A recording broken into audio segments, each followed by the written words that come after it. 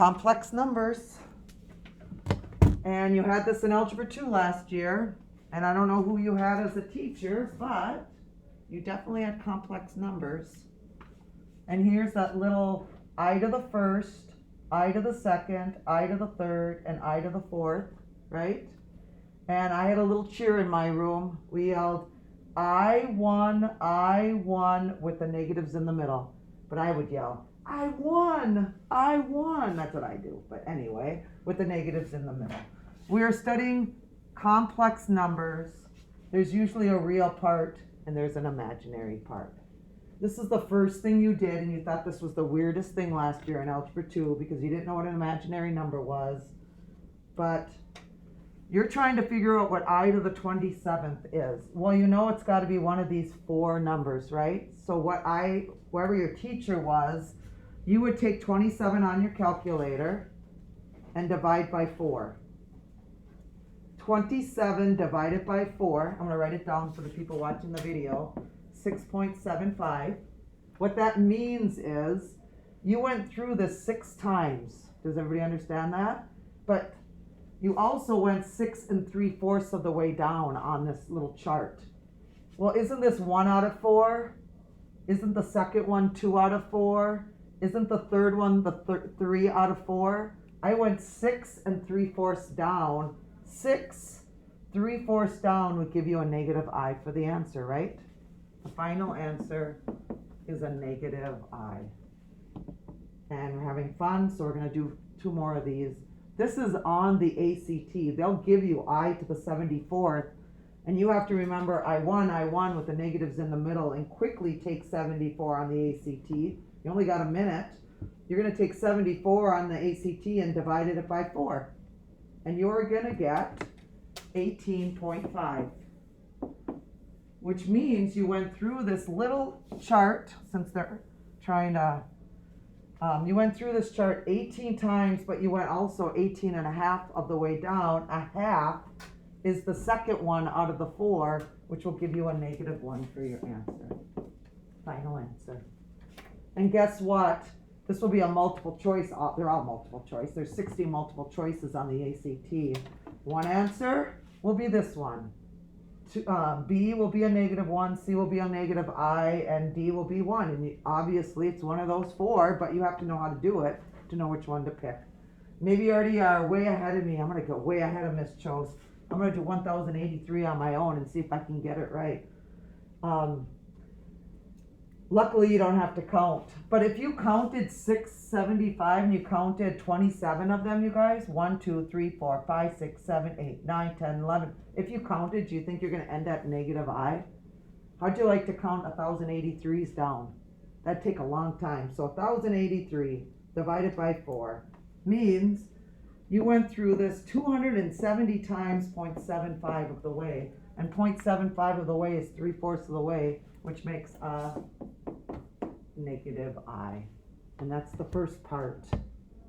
Part 1 about the I's. Okay, moving on to the second page. We're going to learn in part 2 how to add, subtract, multiply, and divide imaginary numbers. So here we go. Here's the addition one. You can add the real parts together. It's crazy stuff today, you guys. 3 plus 7 is 10. And then you can add the imaginaries. 2i and a negative 8i is a negative 6i. If you saw the first page, it's usually written as a plus bi. You can switch it, but usually the real part is first and the imaginary part is second. That's just the way math is. So we're done with the plus. We're going to cruise to the minus. 5 minus 8 is a negative 3. Negative 7i, and a negative of a negative really makes it a positive 2i, correct? So a negative 7i and a positive 2i makes a negative 5i. Final answer.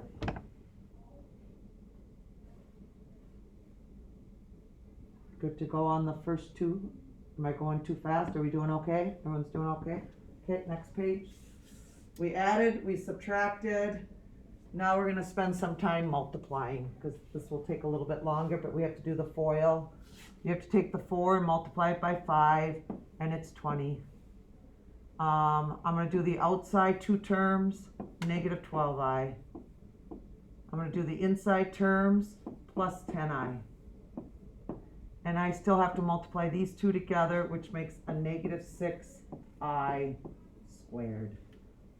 If you have two things and you multiply it by two things, you should have 4 terms sitting in front of you, which you have 4 terms.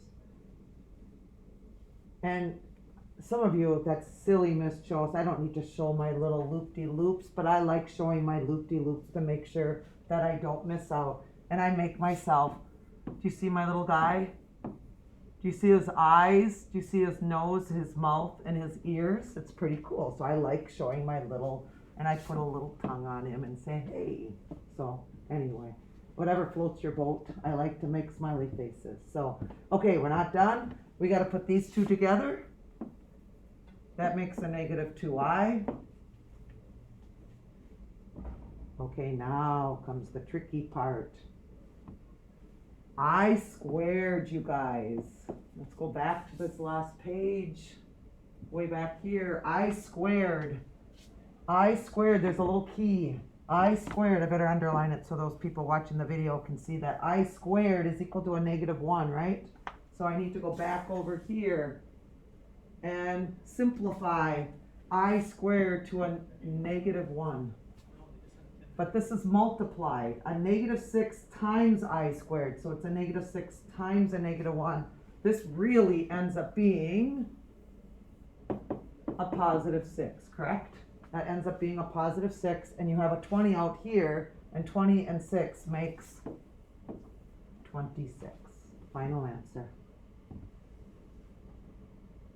Ooh, we just multiplied 2 of them together, and now we're going to multiply 3 of them together. So here we go. Let's multiply 3 of them together. Well, let's do these two first.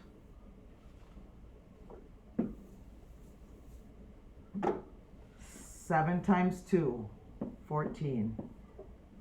7 times 4i, 28 i's. Negative 3i times 2, negative 6i. Negative 3i times a positive 4i is a negative 12i squared. Oh, look at him again. They all have their own little personalities. Okay, anyway, this ends up being a negative 1 right here, which makes this a positive 12, and 14 makes 26. And 28i take away 6i is a positive 22i. Don't forget, you only did part of the problem. We only simplified the first two. You still have to take this and multiply it by 5 minus the I, correct? And then you're pretty much done. These numbers are getting big, so I'm going to use my calculator. Okay, let's see. 26 times 5, 130. 26 times a negative I, a negative 26I. Yep, 110. A positive 110 I's.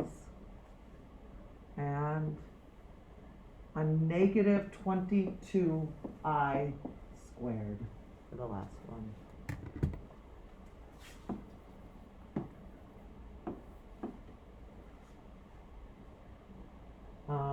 Let's see.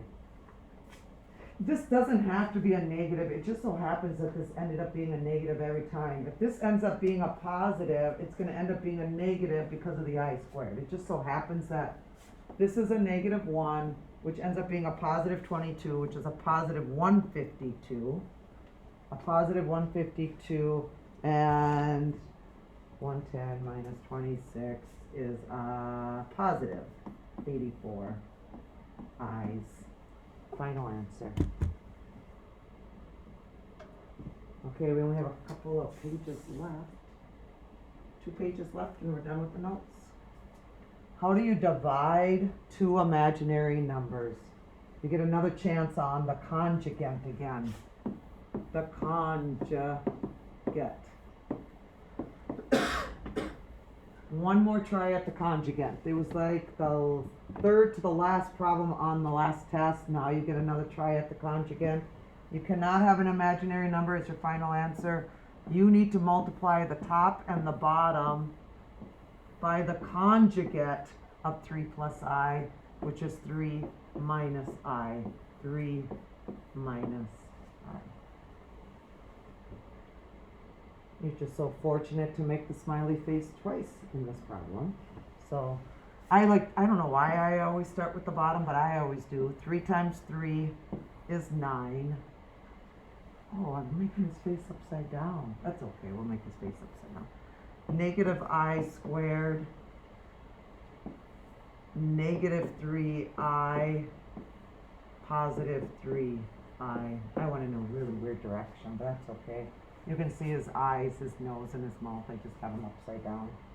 Goodbye to the negative 3I and a positive 3I. If you multiply by the conjugate, the middle terms cancel out. This ends up being a negative 1, which ends up being really a positive 1, which ends up being a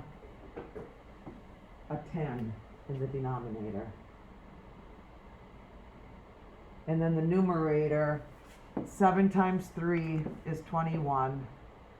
Negative 7I, negative 3I. A negative times a negative is a positive I squared. A positive I squared. Your top is going to have I squared is a negative 1. A negative 1 and 21 makes 20.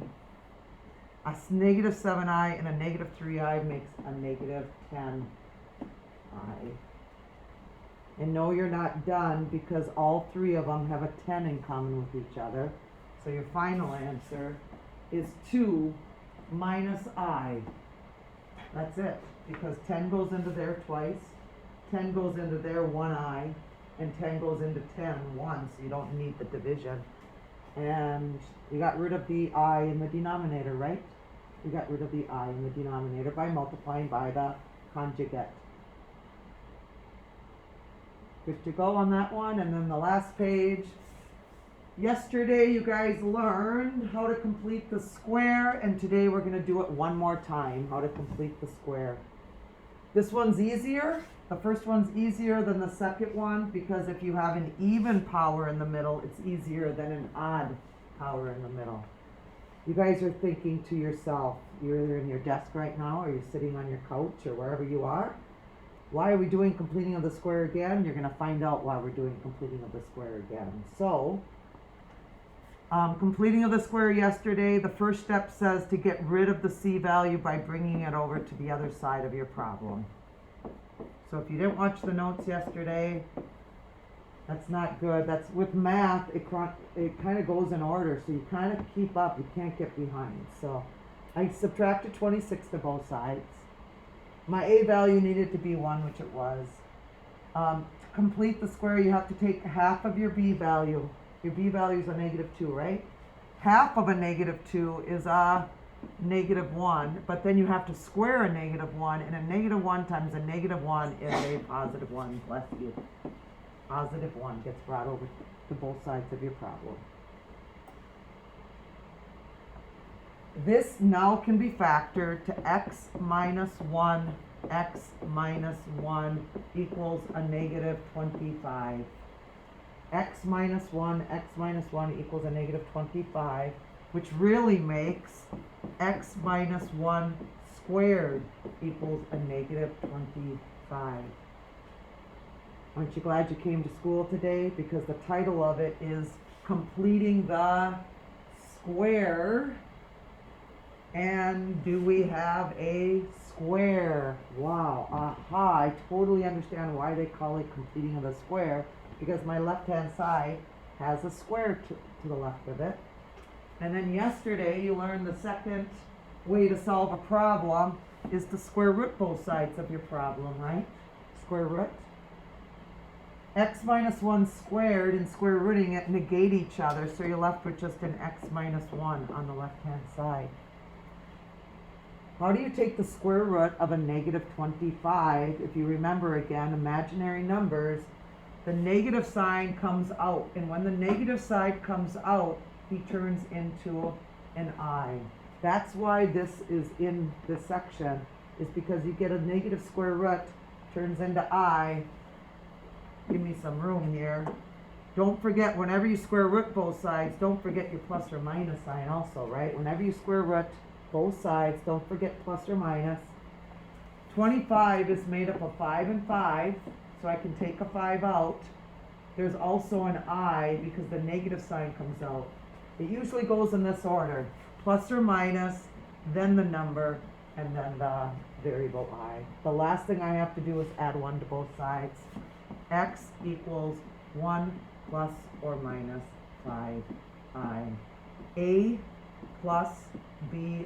It's always in the real number first, imaginary number last. That's why you have to learn how to complete the square one more time, is because the right hand side will be a negative number. And we have one more problem to do. It doesn't hurt to go over completing of the square over again, because you're going to see it on the test. Let's go over and do this one. And the reason why you're completing of the square, I said it in the video, I think, there are no factors of 6 that will give you 3 in the middle. Do you see why you can't do this by factoring? That they came up with completing of the square. Get rid of the 6. I'm going to go a little bit faster on this one. X squared plus 3x equals a negative 6. I got rid of the negative 6. This one's more challenging because half of 3, if you looked at my notes, you cannot work with decimals, you have to work with fractions. Half of 3 is 3 halves. I like writing it up there. Half of 3 is 3 halves. Do not say 1.5, not when you do completing of the square. It has to be done by fractions. When you square that, 3 times 3 is 9, 2 times 2 is 4. You add 9/4 to both sides of your problem. Add 9/4 to both sides of your problem. And add 9/4. If I did this right, I made a perfect square over here. It's an x plus 3 halves and another x plus 3 halves, which is the same thing as x plus 3 halves squared. I completed my square on the left-hand side. I like writing it up there because that 3 halves gets used on the next line. That's why I like writing 3 halves up there. Okay, some of you don't know what a negative 6 plus 9/4 is, but if you're in college algebra, you should be able to put the negative 6 over 1, and I'm going to blow it up right here so you can see my work a little bit here. My negative 6 over 1 is right there, and my 9/4 is after that. So this is right there. My common denominator are 4s. A 9 will go there. Isn't a negative 24 fourths the same thing as a negative 6? Yeah. So a negative 24 plus 9/4 makes a negative 15 fourths. Everybody follow how I got negative 15 fourths? What I need to do is square root both sides of my problem. Square root, square root. I know my left-hand side is x plus 3 halves. Oh my gosh, I've got a radical, I've got a fraction on the right side. That's right, Miss Chose in chapter 1 said to break up the radical into the negative root 15 over the square root of 4. Split it up. I'm just going to keep writing x plus 3 halves down. Oh my gosh, I'm so happy they gave me the square root of 4 on the bottom because I know that the square root of 4 is 2. The square root of a negative 15, I know I have to do something with that negative sign. The negative comes out to turn into an I. The square root of 15 is made up of a 3 and a 5, and you need 2 of something, and there's not 2 of a 3 or a 5, so you have to leave them underneath. And don't forget your plus or minus sign either. There's a lot to remember. Plus or minus, root 15, trying to squeeze that in there, plus or minus root 15 I over 2, believe it or not. The last thing I'm gonna do is subtract 3/2 to both sides. X equals a negative 3/2 plus or minus the square root of 15 i's over 2. And I remember this from last year, that's the answer. But somebody's gonna come in the morning and say, Miss Chose, I have that for an answer. The back of the book has a negative 3 plus or minus root 15i all over one of the 2's. Are they exactly the same answer? They're exactly the same answer, so. Okay, that's it. Imaginary numbers, 2.4. Tomorrow's gonna be a work day for a lot of you, especially the ones that are sitting here, and the ones that get to come tomorrow and ask me questions, so.